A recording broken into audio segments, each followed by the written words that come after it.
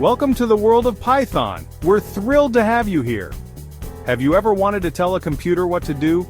Imagine having the power to create your own programs and applications. With coding, you can. Python is a language that helps you talk to computers. It's like learning a new language, but for technology. It's like a secret code that unlocks amazing possibilities. You can create games, automate tasks, and even solve complex problems. The best part? Python is super friendly for beginners. Its simple syntax and readability make it easy to learn and use. People all over the world use Python. From students to professionals, everyone can benefit from learning this versatile language.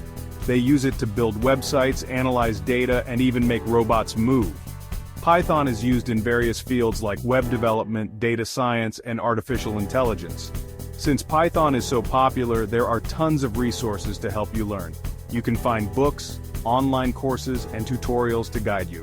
And don't worry, we'll point you to some great ones later. You'll have everything you need to get started. Ready to start your Python adventure? Let's go. Together, we'll explore the basics and build a strong foundation. In the next section, we'll learn how to store information in Python using variables. This is a fundamental concept that will open up even more possibilities. Get ready to unlock even more coding superpowers. Python is just the beginning of your exciting journey into the world of programming. Your first Python words, variables, and data types. Imagine a box where you can store things. That's what a variable is in Python. It's a fundamental concept that allows you to keep track of information. You give the box a name and put something inside. For example, you can create a variable called name and store the value Alice in it. This way, whenever you refer to the variable name, Python knows you're talking about Alice. Think of it like this. We just told Python to create a variable named name and put the text Alice inside. It's like labeling a box and putting a specific item in it. We use the sign to assign the value to the variable. This equals sign is crucial because it tells Python what value to store in the variable. But wait, there's more. Python can store different types of data. We have several data types to work with, each serving a unique purpose. Integers, whole numbers like 10, 25, or 1000. These are numbers without any decimal points. Floats, numbers with decimals like 3.14, 2.7, or 9.81. These are useful for representing more precise values.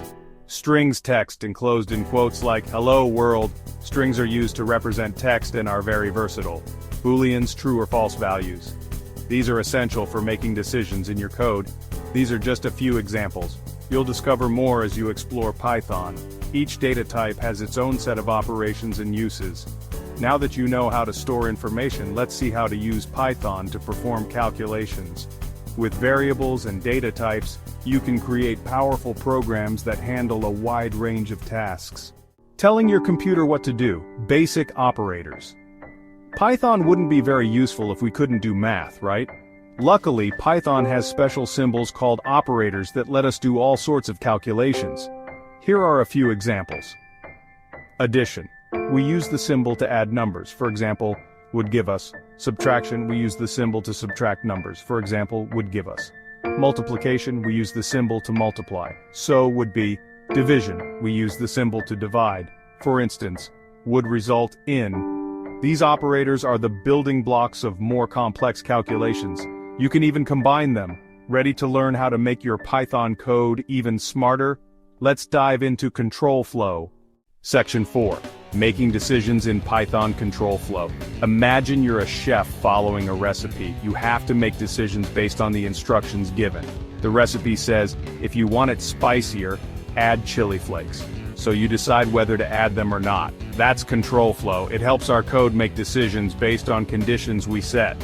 In Python, we use if statements for this. Here's how it works. Python, if temperature 30. Print, it's a hot day. Else print, it's a pleasant day. This code first checks if the temperature is greater than 30. If it is, it prints, it's a hot day. If not, it prints, it's a pleasant day. We can also use elif, short for else if, to check multiple conditions. And with loops, we can repeat actions multiple times, making our code more efficient. For example, we can print all numbers from 1 to 10 using a for loop. Control flow makes our code dynamic and responsive, allowing it to react to different inputs and situations. Now let's explore how to organize our data effectively. This will help us manage and manipulate data more efficiently in our programs. Section 5. Organizing your data lists and dictionaries. Imagine you have a shopping list. You wouldn't write each item on a separate piece of paper, right? You'd group them together. That's what data structures do in Python. Think of them as ordered containers. For example, we can access each fruit by its position in the list. These are like phone books. They store information in key value pairs. For example, we can access Bob's age using the key age. Data structures help us manage and manipulate data efficiently.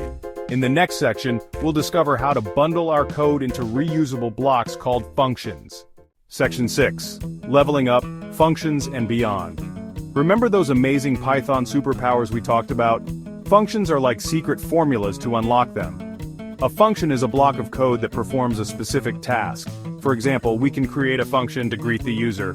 Python def greet name, print hello plus name plus, greet Alice. This code defines a function called that takes A as input and prints a greeting message. Functions make our code organized, reusable, and easier to understand.